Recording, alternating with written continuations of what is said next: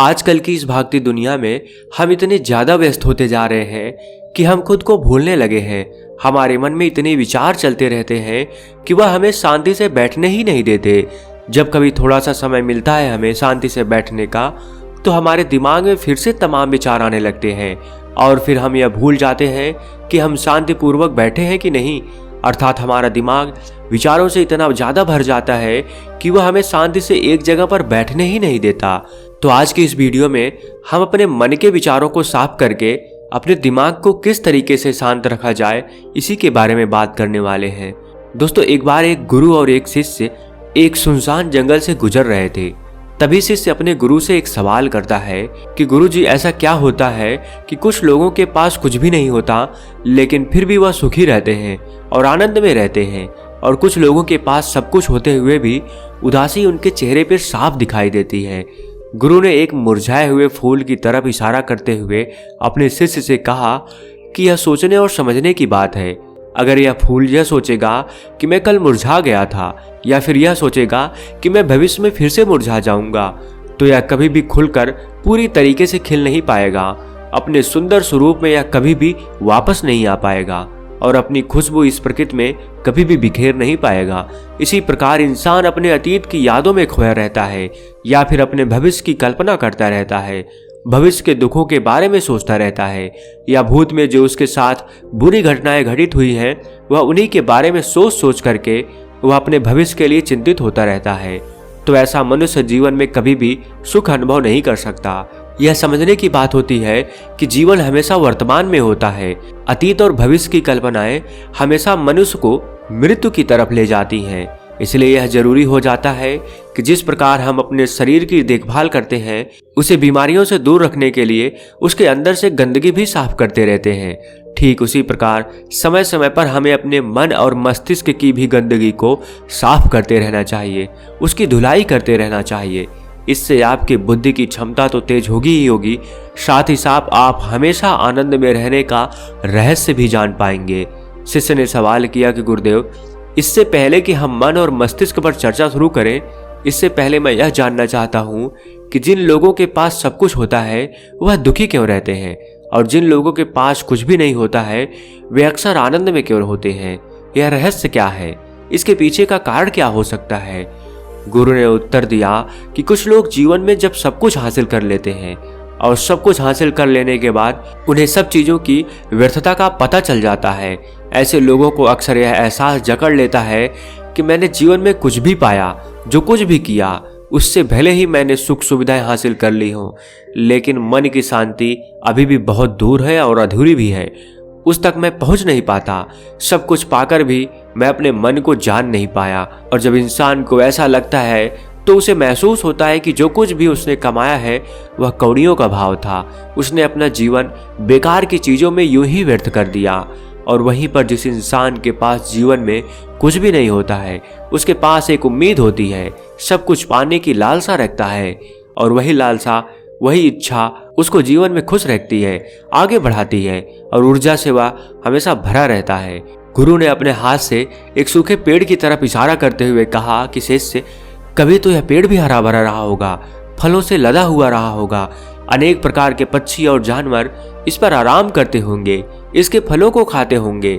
इस समय इस पेड़ को भी यह पता नहीं होगा कि एक दिन यह सूख जाएगा और उसकी हालत इतनी बदतर हो जाएगी कि यह किसी को छांव तक नहीं दे पाएगा, उसके ऊपर पत्ते तक नहीं रह जाएंगे। उसी प्रकार मनुष्य अपने जीवन की दौड़ में यह भूल जाता है कि जिस दौड़ में वह सबसे आगे निकलने की कोशिश कर रहा है उसका अंतिम चरण तो मृत्यु ही है। काश वो कभी इस दौड़ से अलग हटकर यह देख पाए कि इसका अंतिम चरण उसे कहाँ तक पहुँचाएगा। जिस दौड़ को वह सबसे आगे निकलकर जीतने के ख्वाब देख रहा है उसका वास्तव में अंतिम चरण मृत्यु ही है। काश वो कभी जीवन की दौड़ में ठहर कर यह देख पाए कि उसका अंतिम चरण क्या है और उसका परिणाम क्या होने वाला है। वह तो बहुत कुछ इकट्ठा करने में लगा हुआ है, एक दिन वह सब यहीं का यहीं रह जाएगा। इकट्ठा करते करते एक दिन उसका शरीर मृत्यु को प्राप्त हो जाएगा और फिर उसका शरीर आग में जलकर राख हो जाएगा, लेकिन उसके द्वारा बनाई हुई चीज सब यहीं की यहीं पड़ी रह जाएगी। लेकिन इंसान चीजों को इकट्ठा करते करते अपनी जिंदगी को जीना भूल जाता है। वह कभी ठीक से खुलकर हंस भी नहीं पाता, बस इकट्ठा करने में लगा रहता है और इकट्ठा करते करते वह अपने सब सुख चैन खुशी सब कुछ खो देता है। ऐसा भी हो सकता है कि वह ऐसे कार्यों की तरफ आगे बढ़ सकता है जो उसके जीवन में आनंद पैदा करता हो, जो उसके जीवन को एक नई दिशा दे। गुरु ने कहा कि एक योगी होता है जो जीवन की दौड़ में ठहर जाता है, जो यह समझ लेता है कि जीवन का अंतिम चरण तो मृत्यु ही है। इसलिए वह जीवन में सुख सुविधाएं हासिल करने की बजाय खुद के मन और मस्तिष्क को एक नए आनंद की तरफ ले जाने का प्रयास शुरू कर देता है। शिष्य ने सवाल किया कि गुरुदेव, क्या एक गृहस्थ जीवन में जीने वाला मनुष्य उस आनंद की प्राप्ति नहीं कर सकता? और अगर कर सकता है तो किस प्रकार शुरुआत उसे करनी चाहिए? गुरु ने कहा कि बिल्कुल कर सकता है। गुरु ने उत्तेजित होकर उत्तर दिया कि अगर सभी मनुष्य उस आनंद की प्राप्ति के लिए योगी बनने का निश्चय कर ले तो इससे तो प्रकृति का चलन ही रुक जाएगा, उसकी जो व्यवस्था है वह बिगड़ने लगेगी। एक सच्चा योगी अपने जीवन में खोज करता है और खोज करने के बाद वह गृहस्थ जीवन में किस प्रकार आनंद को प्राप्त किया जा सकता है वह तरीके सभी को बताता है, ताकि मनुष्य अपने गृहस्थ जीवन का पालन करते हुए उस आनंद की प्राप्ति भी कर सके।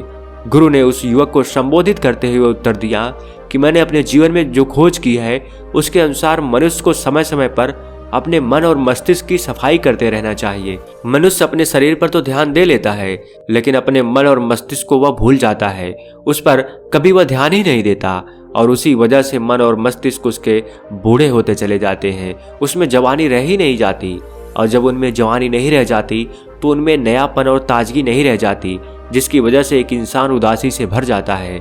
मन और मस्तिष्क की गंदगी क्या होती है पहले मैं तुम्हें यह बताता हूँ। हर मनुष्य के जीवन में कुछ ऐसी घटनाएं घटती हैं जिनका उसके मन और मस्तिष्क पर बहुत ही गहरा असर डालती हैं। वो जीवन पर्यंत उन घटनाओं को भुला भी नहीं पाता और वही घटनाएं उसके मन में पूरी तरह से पक्की बैठ जाती हैं, जो उसके मन में गांठ बना लेती हैं और भविष्य में जब भी वह कोई काम करता है तो ये घटनाएं उसको प्रभावित करती हैं। उसके विचारों को, उसके निर्णय को पूरी तरह से ये घटनाएं बदल कर रख देती हैं। ऐसे मनुष्य की दृष्टि भी भ्रमित हो जाती है, वह सत्य स्वरूप को देख ही नहीं पाता। वह उन चीजों को उन घटनाओं से जोड़कर भ्रमित तरीके से देखता रहता है। उदाहरण के लिए, अगर किसी बुरी आंखें वाले आदमी ने आपको धोखा दे दिया है तो आप जीवन पर्यंत बुरी आंखें वाले आदमी को हमेशा धोखेबाज ही समझते रहेंगे। उस पर कभी पूर्ण रूप से आप विश्वास ही नहीं कर पाएंगे। लेकिन समझने की बात यह होती है कि जिस इंसान ने आपको धोखा दिया है वो धोखा आपको बुरी आंखों से नहीं मिला, वो इंसान के स्वभाव से मिला है। लेकिन उस इंसान के स्वभाव से हमारे दिमाग में उसका एक चित्र छप गया, उसकी एक छवि बन गई और वो छवि दूसरे आदमी से जब हम संपर्क करते हैं तो बीच में एक दीवार की तरह खड़ी हो जाती है और इसी वजह से दो लोगों के बीच गहरे संबंध स्थापित नहीं हो पाते। तो मनुष्य के लिए सबसे जरूरी यही होता है कि वह अपने आप को अतीत की घटनाओं से मुक्त रखे। उन घटनाओं से प्रभावित होकर वह दिमाग में किसी तरह की छवि न बनाए। कुछ लोग इस बात पर यह सवाल खड़ा कर सकते हैं कि फिर जीवन के अनुभव किस काम में आएंगे, लेकिन समझने की बात तो यह होती है कि हम जीवन के अनुभवों को भी भ्रमित तरीके से जान लेते हैं, सही तरीके से उनसे सीख ले ही नहीं पाते। शिष्य अपने गुरु की बातों में इतना खो गया कि उसे चलते चलते जंगल के रास्ते में पड़े हुए कांटे दिखाई नहीं दिए और अचानक उसके पैर में कांटा चुभ गया। गुरु ने उसका कांटा बाहर निकालते हुए उससे पूछा, ये कांटा तुम्हारे पैर में क्यों लगा? इसके पीछे तुम किसे जिम्मेवार मानते हो? गुरु ने कहा कि तुम मुझे भी जिम्मेवार मान सकते हो क्योंकि मैं तुम्हें यह बातें सुना रहा था, या तुम खुद को भी जिम्मेवार मान सकते हो कि तुम मेरी बातों में इतना खो गए कि तुम्हारा रास्ते पर से ध्यान ही नहीं रहा, या तुम इन पेड़ों को भी जिम्मेवार मान सकते हो जिन्होंने यह कांटे इस रास्ते पर बिछा दिए। शिष्य ने उत्तर दिया कि गुरुदेव, इसमें मैं खुद को ही जिम्मेवार मानता हूँ क्योंकि आप तो अपना काम कर रहे थे और इस पेड़ ने भी अपना काम किया, पर मैं अपना काम होश पूर्वक नहीं कर पाया। अगर मैं चलते समय ध्यान लगाए रहता, अगर मैं आपकी बातों में पूरी तरह से नहीं खो जाता तो मुझे यह कांटा कभी नहीं लगता। इसमें पूरी तरह से ही मेरी गलती है। गुरु ने शाबाशी से अपने शिष्य की पीठ को थपथपाया और आगे कहा कि जो घटनाएं हमारे मन को प्रभावित करती हैं, जरूरी हो जाता है कि उन घटनाओं को हम किसी भी तरह अपने मन से बाहर निकाल दें और उसके लिए सबसे सरल तरीका है कि अपनी भावनाओं को व्यक्त करना सीखो। उसे अपने दिल में, अपने मस्तिष्क में बैठाकर मत रखो। जब तुम किसी दूसरे मनुष्य के सामने अपनी भावनाओं को व्यक्त कर देते हो तो तुम्हारे मन का बोझ हल्का हो जाता है। कुछ लोगों का स्वभाव ऐसा होता है कि वह अपने मन की बात किसी को नहीं बताते। ऐसे लोग अक्सर अंदर ही अंदर दुखी होते रहते हैं, लेकिन वह अपने मन की बात किसी दूसरे आदमी को कभी नहीं बताते। उसके कुछ उल्टे ऐसे लोग भी होते हैं जो अपने मन में किसी भी बात को रख नहीं पाते। उनके साथ कुछ भी अच्छा या बुरा होता है, वो अपने मन की बात, अपने भावनाओं की बात दूसरों के सामने व्यक्त कर देते हैं। और तुमने खुद महसूस किया होगा कि जो लोग अपने मन की भावनाओं को व्यक्त कर देते हैं वो जीवन में ज़्यादा आनंदित रहते हैं। कभी भी प्राकृतिक रूप से आए हुए भावनाओं को नहीं रोकना चाहिए या हमें किसी भी भावना को दबाना नहीं चाहिए। अगर हम किसी भी भावना को रोकने की कोशिश करते हैं तो वे हमें अंदर ही अंदर खाने लग जाती हैं। गुरु ने आगे कहा कि शिष्य, अगर तुम्हारा मन किसी बुरी घटना पर रोने को हो रहा है तो चीख चीख कर रो लो, अपने आप को रोको मत, उस भावना को पूरी तरह से बाहर आने दो। अगर किसी दूसरी घटना पर तुम्हारा मन खुश होने का, आनंदित होने का हो रहा है तो पूरी तरह से नाचो गाओ, जिससे कि तुम उस भावना को बाहर निकाल सको। और जब वे भावनाएं अपनी पूरी गति के साथ बाहर आ जाती हैं तो तुम्हारा मन उन घटनाओं को पीछे छोड़ देता है, अर्थात तुम्हारा मन धीरे धीरे हल्का होने लगता है। गुरु ने शिष्य को समझाते हुए बताया कि जिस प्रकार तेज रफ्तार से चलता हुआ पानी अपने वेग से आने वाली सभी बाधाओं को तोड़ देता है, और अगर हम अपनी भावनाओं को बहने दिए तो वह उन सभी बाधाओं को तोड़ देगा, और उस बात को तोड़ने के बाद उसका कचरा उसके मन से निकल जाएगा और उसका दूषित मन भी साफ हो जाएगा, उसके अंदर की गंदगी भी दूर हो जाएगी। अक्सर मनुष्य अपने मन में किसी घटना को दबाकर इसलिए रखता है कि वह सोचता है कि अगर सामने वाले को इस घटना के बारे में पता चल जाएगा तो वह क्या सोचेगा। इसी विचार से वह अंदर ही अंदर खुद दुखी होता रहता है और अपनी भावनाओं को दबाता रहता है, लेकिन सामने वाले को वह कुछ भी नहीं बताता। लेकिन अगर वह हिम्मत करके शुरुआत कर सकता है, अपने अंदर की बात अपने किसी करीबी मित्र को बता दे, तो उसका पूरा जीवन परिवर्तित हो सकता है, उसका जीवन सुखमय बन सकता है। एक बार अगर उसके दिमाग में यह आदत बन गई तो वह जीवन भर अपनी भावनाओं को दूसरों के सामने व्यक्त करने से कभी नहीं हिचकिचाएगा। हम अपने जीवन में इस आदत को 21 दिनों में पैदा कर सकते हैं।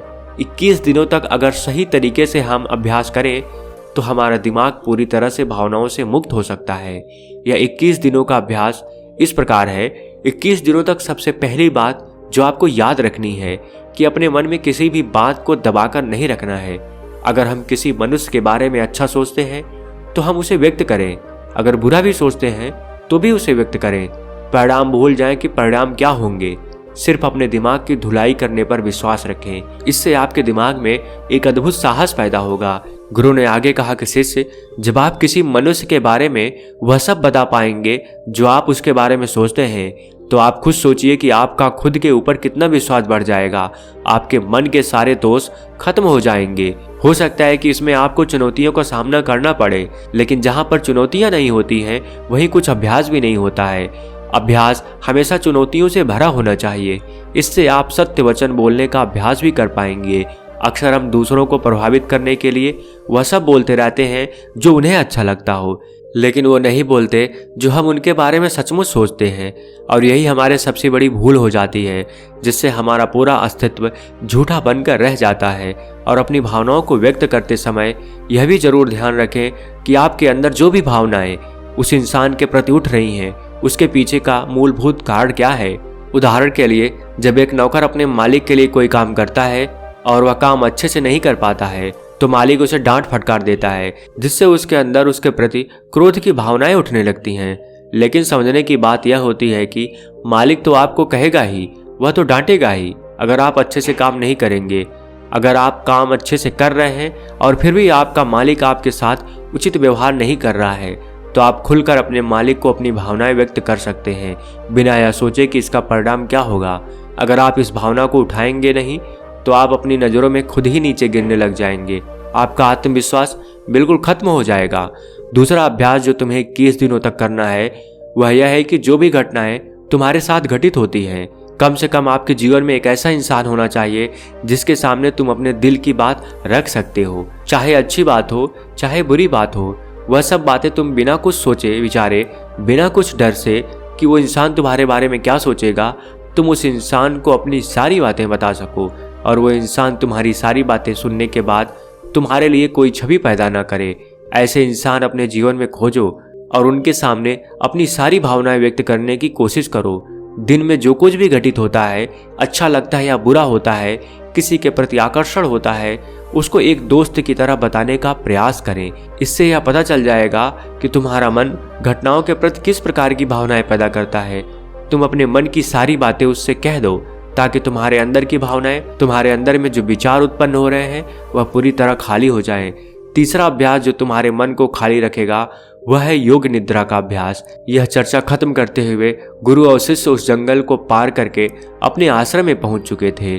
दोस्तों, मुझे उम्मीद है इस कहानी से आपको बहुत कुछ सीखने को मिला होगा और अगर आप भी अपने मन में उत्पन्न हो रहे तमाम अनियंत्रित विचारों को अपने दिमाग से खाली रखने में कामयाब हो गए तो आप हमेशा आनंदमय, सुखी जरूर महसूस करेंगे। तो दोस्तों, वीडियो अच्छी लगे तो अपने दोस्तों को इसे जरूर शेयर करिएगा और अगर आप पहली बार हैं तो हमसे जुड़ने के लिए इस चैनल को सब्सक्राइब करना मत भूलिएगा। मिलते हैं अगली वीडियो में कुछ नए विचारों के साथ। तब तक के लिए आपसे इजाज़त चाहता हूँ। आपका बहुत बहुत आभार।